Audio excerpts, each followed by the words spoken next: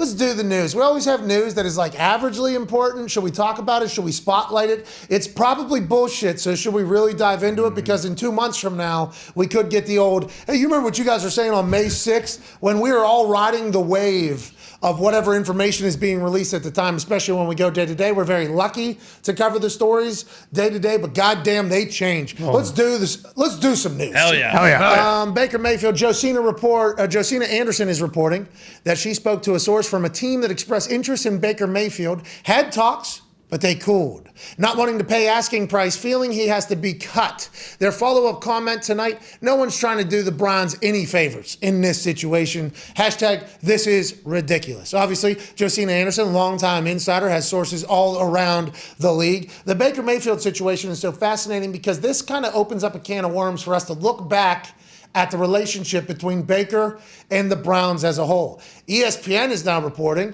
that there's even more conversation about Baker and Stefanski as Mayfield was losing confidence in himself.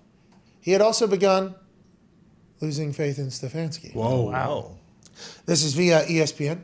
According to multiple sources, even though the two had thrived the year before during Cleveland's unexpected playoff run where they beat the Pittsburgh Steelers in the playoffs, that feeling escalated the next week. On January 3rd, during a Monday Night Football game in Pittsburgh, in what proved likely to be his final start for the Browns, Mayfield was sacked 9 times. Jesus. Afterward, he called out Stefanski's game plan.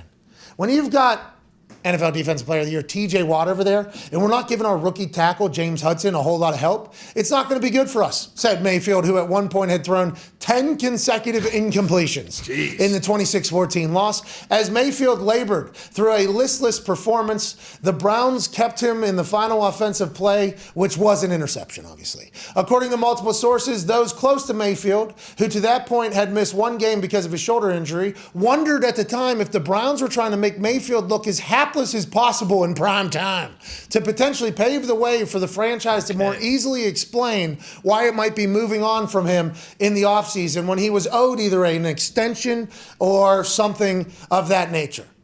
The Browns, though, through a spokesperson, declined to comment on those suspicions.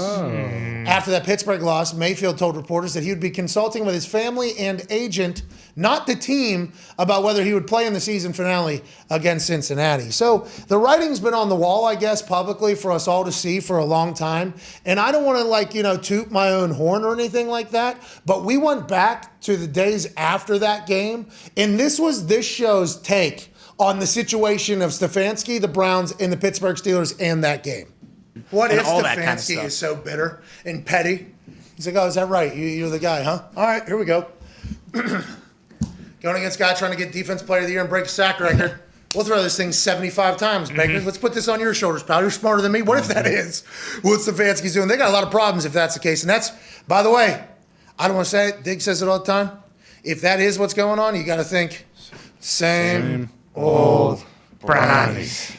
Now, I don't want to say it seemed obvious whenever it came out that they talked about the brace that he was wearing on his left arm. The play caller, the head coach, said that the brace that was on Baker Mayfield's left arm probably affecting his accuracy, probably affecting his performance, and then literally the next game having him throw the ball 50 times, even after it was very obvious that he was not going to be completing a lot of passes that particular evening. Nope. I started thinking that this seems like a bad relationship. Now we're hearing it is. Obviously, I want to be traded. We don't care. I want to be traded.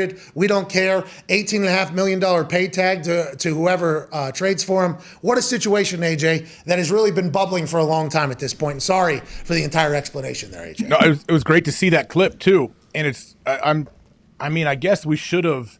Did we not make a big enough deal about this when in real time? I mean, you basically nailed it with that take when we showed the clip. Like this, we should have known. Like, yeah, this relationship sounds terrible. Like Baker doesn't mention the team with who he's going to talk about if you play in the season finale. That usually is only the team that you talk to when it comes to that. Yeah, family you'll talk to, I guess, depending upon your injury. But you would assume that the team or the coach or the GM or somebody would be a part of the conversation. The fact that he obviously left them out of the list is something we should have picked up on. And he called the coach out, too, for saying we're not giving my left tackle or tackle any help against TJ Watt. Like, you're calling him out publicly. Yeah, you should have an issue with that.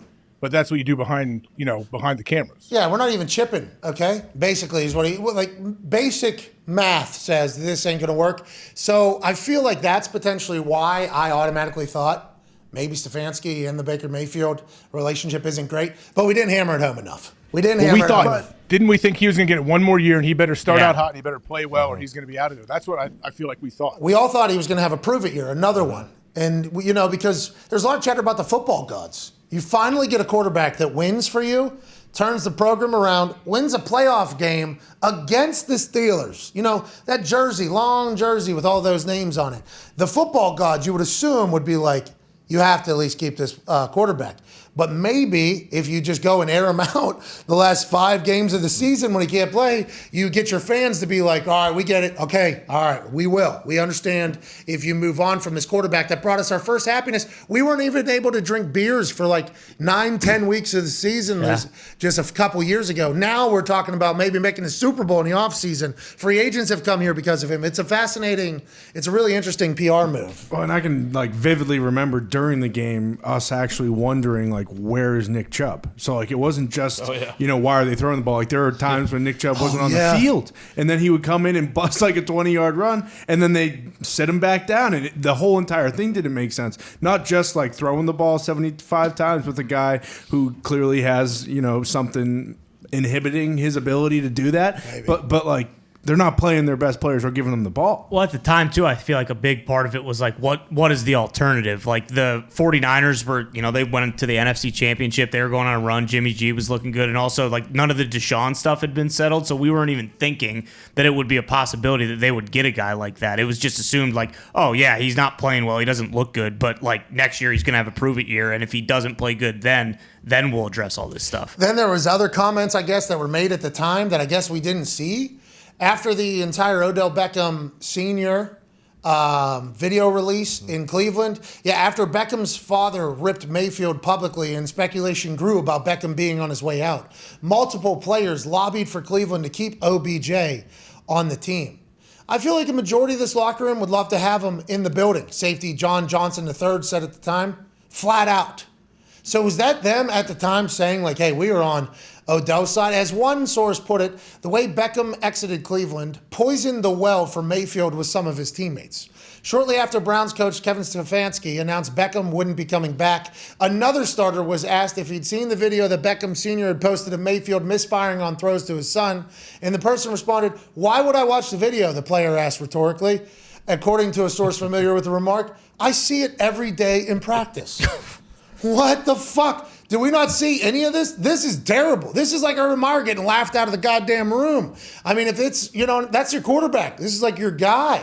That is not normally something that happens. In the Odell Beckham Sr. video, that is fascinating that looking back, we didn't hear any of the teammates come out and be like, hey, OBS is out of pocket for doing whatever. That did not happen at all now that we look back on it. What a scene. How'd that happen over there? Well, I want to know. It's going to be interesting we're going to learn more and more as time goes, and people that are on that team or front office start to tell us what's been going on behind the scenes. But they still have an $18 million dead cap hit, right? If they cut him, 18 and a half, I think. Yep. They're going to end up. They're going to have to cut him because it's true. Why would a team do them any favors? They paid $240 million guaranteed, ruined all the contracts going forward for other people. As far as how the owners will look at it, players great. But you're going to have to cut him, I feel like. Is that what Josina meant in that? Hey, nobody's doing the Browns any favor. I feel like, and they know they're going to have to cut him, right? You're not going to. You paid somebody $230 million guaranteed. Remember? Oh. Remember you did that? You're the first person to do that. You're the first team to do that. Now you. Oh, sorry. No. Sorry about it. Nope. Oh, that's a shame. How did Chris Ballard get the Commanders? Didn't they pick up $30 million of Parsons' deal? Unbelievable. Well. Listen, there's videos going around of Carson Wentz playing great football. And by the way, every time I talk about him, I talk about those moments of great football. Mm-hmm. Yeah. You know what they don't show someone's player's great moments is Baker Mayfield right now. The last 6 months, if they're talking about Baker on TV, all they do is show pics and him just getting killed. And none of this is good either because you automatically have to think, was it Baker or was it the Browns? It seems like, they got Yeah.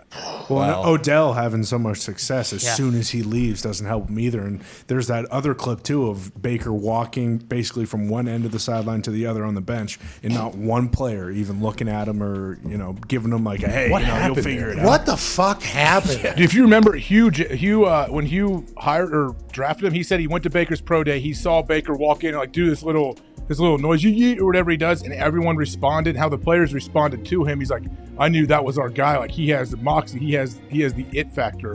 And now it seems like whatever happened in Cleveland, that thing is gone. Man, winning cures all. Once you stop doing that, and if you're potentially the reason, there's a chance people can change. But I did not know it was like that. And who knows what's real and what isn't, by the way, right?